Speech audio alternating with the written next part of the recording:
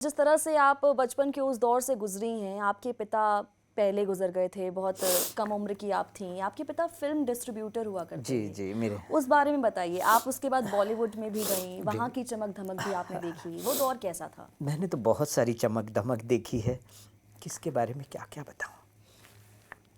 पापा film distributor थे, Vishwakarma overseas film company के प्रोप्राइटर थे, जो डिस्ट्रीब्यूटर्स बिल्डिंग मुंबई में है आज भी। तो वहाँ ऑफ़िस हुआ करता था, त्रिशूल जैसी और कई फ़िल्में जो मेरे पापा ने डिस्ट्रीब्यूट की है। तो मेरे पापा का राज कपूर जी के साथ उठना-बैठना होता था और पापा के ही जान-पहचान के जो लोग थे पापा के जाने के बाद, कुछ पैसे चाहिए थे मुझे।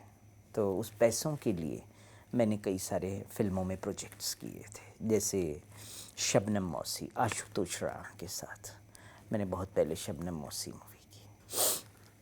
फिर उसके बाद downtown, Hollywood movie the Guinness of beauty मैंने किया है। फिर ज़िंदगी लाइव टॉक शो पे भी मुझे बुलाया गया था बहुत पहले। आपकी जीवनी पर भी एक फ़िल्म बनी हुई है। जी, जी। हाँ, वो थर्ड मैन हाँ। जिसे तेलुगु में बम बम कादू कहा जाता है और बहुत अच्छी मूवी मैंने मेन लीड उसमें किया था और किस तरह से एक बच्चा फेमिनिज़्म होता है, हार्मोन्स की प्रॉब्लम्स होती हैं, आगे जाके किस तरह से वो अपने आप को चेंज करता है, किन्नर समाज में जाता है, लोगों से मिलता है और फिर अपने आप को उसी में ढाल लेता है, मगर उसी में ढालने के बाद वो धर्मगुरु बनता है, वो अलग जी, कहानी। वही मैं आपसे जानना चाह रही हूँ, आपने इतनी ग्लैमर की, इतनी चमक-धमक की दुनिया देखी, बॉलीवुड में पैसा भी आपको अच्छा खासा उस वक़्त पे मिल रहा होगा, लेकिन उसके बाद आपने वो छोड़ दिया। आप वृंदावन चली गईं उसके बाद, ऐसा क्यों? बचपन से मैं मेरे कान्हा को पति मानती आई हूँ। मैं छोटी सी थी, मेरी बिल्डिंग के बाहर कंपाउंड में बैठती थी, हाथ में माला होता था और ऊपर देखती रहती थी और यही कहती थी, ओम नमो भगवते वासुदेवाय, ओम नमो भगवते वासुदेवाय। और मैं ऊपर देखती रहती थी। मैं कहती थी जब प्रहलाद महाराज से देवऋषि नारद मिलने आते हैं और उन्हें ज्ञान देते हैं गुरु बन के, तो शायद मेरे पास भी देवऋषि नारद आएंगे, वो ज्ञान मुझे भी देंगे और मुझे भी भगवान का साक्षात्कार होगा, बोध होगा। तो मैं बचपन से उसी में ही, और मुझे बोध हुआ, मुझे मेरे हृदय के अंदर परमात्मा के दर्शन हुए, परमात्मा के दर्शन हुए, वो ईश्वर के दर्शन हुए जो चतुर्भुज रूप में विराजमान हम सब में है, उसके दर्शन मुझे हुए मेरे अंदर जब मैं छोटी थी तब। और उसके बाद मेरी उत्कंठा इतनी बढ़ती गई, इतनी बड़ी, कि लास्ट में जब मम्मी पापा एक्सपायर्ड हुए, बहन की शादी हुई, मेरा मन मंदिर की ओर चल पड़ा। मेरे घर के बाजू में हरे रामा हरे कृष्णा मंदिर है, इस्कॉन। तो इस्कॉन में मेरा आना जाना बचपन से हो गया। भागवत की एक एक श्लोक की शिक्षा लेती थी वहाँ पे, भगवत गीता का क्लासेस अटेंड करती थी, सेवा करती थी।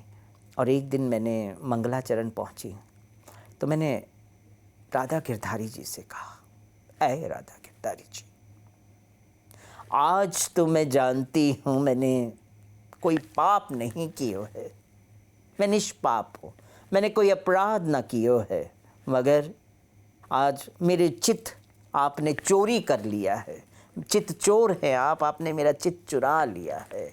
तो मैं चाहती हूँ ऐ राधा गिरधारी जी, ऐ जगन्नाथ बलदेव सुभद्रा जी, इसी वक्त मुझे इस मनुष्य योनि से बाहर निकाल अपनी श्री चरणों में जगा देते। अब नहीं रहना चाहती हूं, मैं नहीं जीना चाहती हूँ, किसके लिए जी। और अगर आने वाले समय में अगर मैंने कोई पाप कियो, अपराध होयो, तो मेरे माथे न मढ़ना प्रभु, मेरे माथे न मढ़ना।